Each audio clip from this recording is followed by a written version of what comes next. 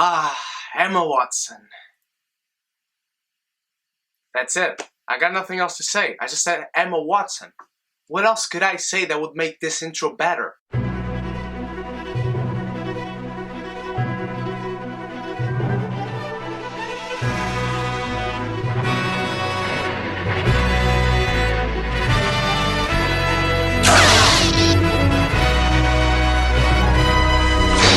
Hello my beautiful geekies, welcome to the review for Colonia, directed by Florian Gallenberger, also written by him, along with Torsten Wenzel, and it stars Emma Watson, Daniel Brühl, and Michael Nyqvist. This movie tells the story of two lovers who are separated when General Pinochet and his military coup take over the country of Chile. This man is tortured and imprisoned for months inside the Colonia Dignidad, and Emma Watson, his girlfriend, is going to search for him voluntarily, entering the Colonia Dignidad to do so. This movie is apparently not a real story, although it is set in a real location during real harsh times in the country of Chile. I was interested in this because of the actors, and the acting is top-notch. I really enjoy what I'm seeing from Emma Watson after doing the Harry Potter movies, making some little indie movies here and there, and now next year going to Beauty and the Beast. I really like her character in this movie. She's very intuitive, very resourceful. She really goes into this to search for her boyfriend just out of love,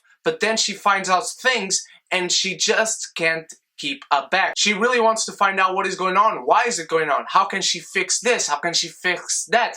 How can she expose these people to the world? And I enjoy her full arc as a character. I love to see her character progress from beginning to end, even though I gotta say, the characters are not that really well analyzed. We get to know these characters through stuff that some people here or there tell us, and stuff they say out loud that sometimes really create for cringe-worthy dialogue. Daniel Brühl is also very good. He gets sent into this internment camp, and after being tortured, he starts playing the retard part. And what I mean by that is, he pretends to be a retard so people will trust him and not be very cautious around him. Because he plays this retard man who actually has no functions at all, almost in his brain, and then people just don't care what they say in front of him because they just believe he will not be a problem whatsoever. Well, he starts a plan himself to get out of the Colonia and get these people exposed as well. All this is going on, but neither Emma Watson knows where he is, and he doesn't know where Emma Watson is. So these two are at the same place at the same time, but they don't know. And Daniel Brühl just wants to get out because he doesn't know his girlfriend is inside trying to rescue him. And it really becomes this kind of accidental cat and mouse game between these two. And even though I really enjoy the performances by these two, I gotta say the one who stole the movie for me was Michael Nyqvist playing Paul Schaefer. This guy is despicable. He was in the military Hitler Youth, he's a former Nazi, and he runs this camp through fear. He receives people and he just forces them into this religious extremist group, into his way of believing things. He treats women like they were worse than garbage, worse than animals. He doesn't treat them like people. And as you find out how people get into this and what they have to deal with after they get into this colony, it really becomes one of the most loathsome persons and now characters in the movie that might have ever existed. Every time this guy is on screen and speaking, you just want to smack his face around, and then you see him doing the things that he does. Wow. I cannot believe people were so stupid and some other horrible people were evil enough to help this guy, because this colony ran for 40 years, and that is scary to say the least. Okay, let's go to the bad, but a quick story before. Back in August, I believe, I read an article in the newspaper saying that the new Emma Watson movie Colonia actually just made £10 at the box office in England. Not 10% of the box office, £10. £10 in the box office. That is ridiculous.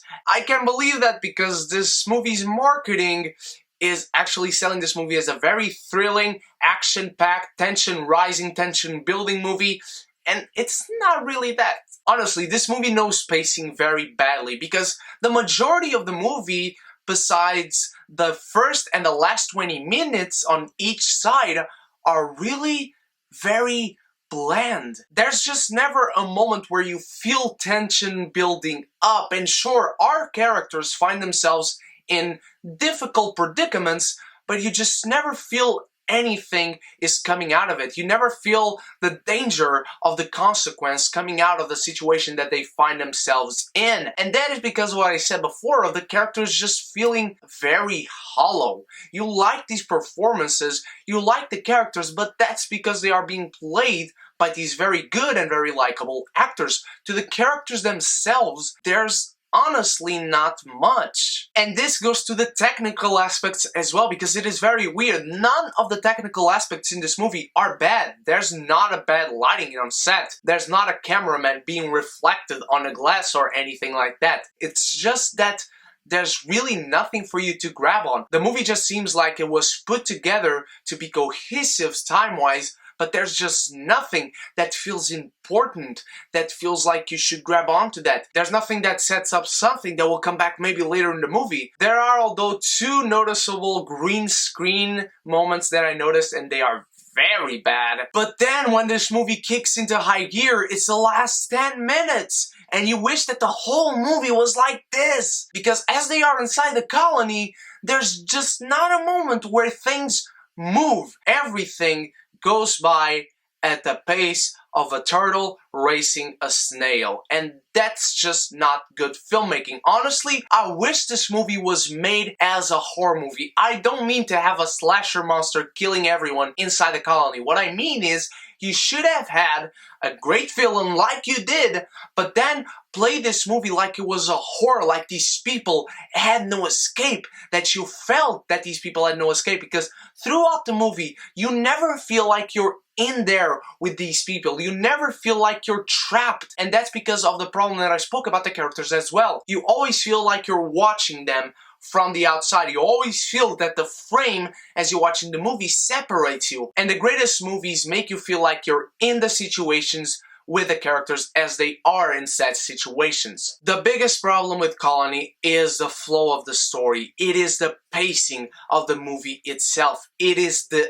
not building of tension and of scenes to make it pay off by the end. Even the end, when it kicks into high gear, is very rushed compared to the rest of the movie, which also hurts it as a whole. Very bad problems with the story. There are enjoyable moments because you like seeing these good performances because they should be part of a good movie. There is good directing in here. It's not like this guy can't frame a shot, but there's just nothing that you grab onto. It's very bland, very hollow, and by the end of it, you feel nothing. And because of that, I'll give Colonia a C+. What did you think of Colonia, my beautiful geekies? Did you enjoy it? Did you not? Had you heard this story before? Let me know all that in the comments below, and also let me know your questions for the fantastic Moana Q&A coming out by the end of November when Moana hits theaters, and hashtag fantastic Moana Q&A. Ask me anything you want about anything you want. There will be a giveaway and you might win something on that.